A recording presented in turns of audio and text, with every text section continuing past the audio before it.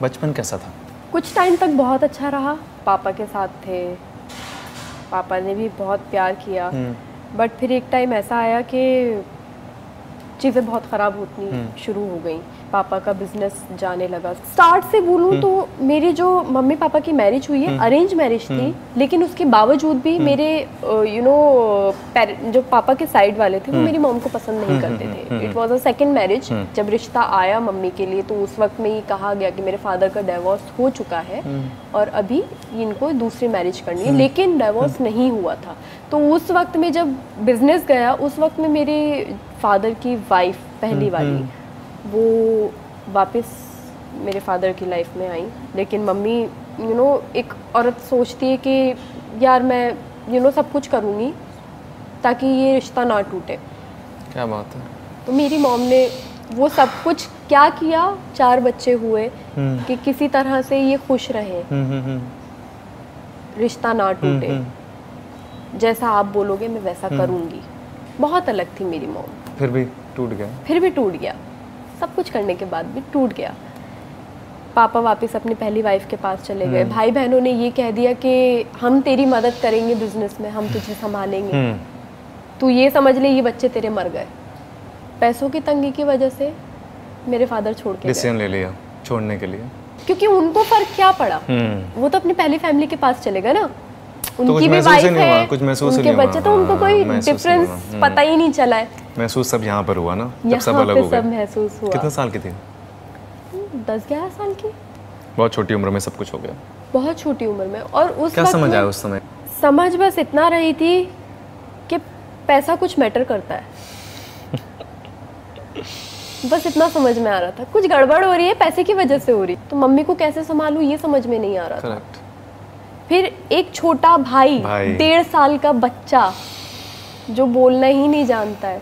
Hats off to your mother कि उन्होंने आज इतना सब कुछ, सबकी परवरिश करके आप लोगों को इतना काबिल बनाया। I mean hats off aunty ji, seriously. I have met you, मैं मिला हूं उनसे, बहुत ही स्ट्रॉन्ग है, बहुत ही मेंटली टफ है। मेरी मॉम को ना बहुत ज़्यादा, अगर मेरे नाना अगर उनकी थोड़ी सी हेल्प करते ना, थोड़ा सपोर्ट कर देता, थोड़ा सपोर्ट करते उनको आगे बढ़ने में, तो वो कहीं और ही निकल जाती हैं। आज की डेट में कुछ और ही होता। बच्चों को थोड़े से सपोर्ट की, आई थिंक सपोर्ट से ज़्यादा उनको चाहिए होता कि प्लीज़ यार एक बार कंधे पे कोई हाथ रख के कह दे कि लिसन बेटा I am very proud of you, बस इतना ही वो कह देना, उसमें सारी जिंदगी की मतलब वो सार आ जाता है। You feel so happy. अगर आज भी हो जाए ना तो भी सब चीजें ठीक हो जाएंगी, सारी चीजें सॉल्व हो जाए, मे बी मेरे मॉम ना, आई थिंक वो सब भूल जाएंगी उसी समय। आई थिंक वो सब चीजें खत्म हो जाएंगी जो इतना सब कुछ हुआ ना, इतने साल। हाँ, कि बेटा I am proud of you, तूने जो किया सब अच्छा किया, सब अच्छा किया और हम तेरे साथ हैं, भले से मत दो फिर बाद में। जिंदगियां निकल जाती हैं सिर्फ यही सुनने के लिए कि कब माँ बाप कह दें कि बेटा I am very proud of you,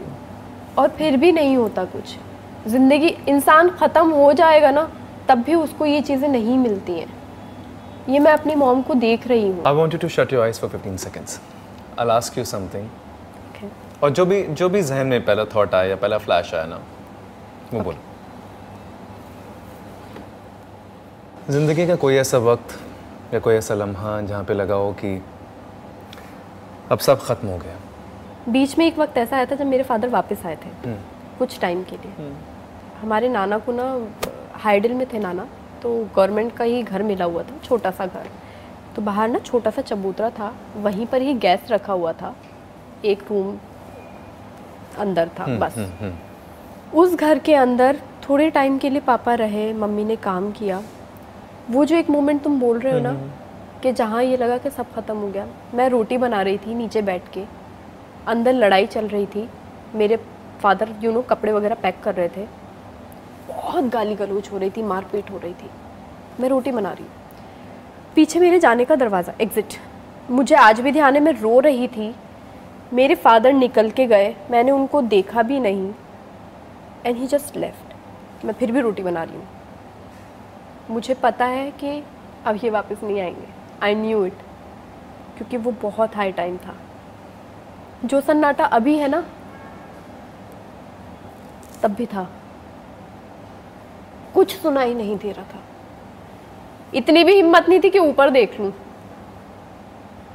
इतनी भी हिम्मत नहीं थी कि उनको जाते वक्त देख लूं। और उनका वो तब से जाना, तब से मैंने देखा ही नहीं है उनका, शायद मैं फेस भी भूल गई हूँ।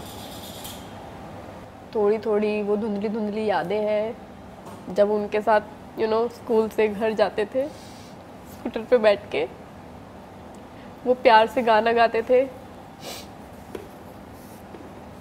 प्यार करते थे जब, वो धुंधली धुंधली यादें हैं। इसके अलावा कुछ याद ही नहीं अब, क्योंकि उन्होंने अपने हाथों से सब खत्म किया है। वो एक पॉइंट है मैं कभी नहीं भूल सकती। Falak Yasmin, thank you so much for watching the video. अगर आपको वीडियो पसंद आया तो वीडियो को ज़रूर लाइक करें, शेयर करें अपने दोस्तों के साथ, ताकि कहीं ना कहीं उनको भी इसका फ़ायदा हो, उनको भी इसका बेनिफिट हो। And also please do not forget to subscribe to our YouTube channel, share and grow initiative for more videos like this. We share, we grow.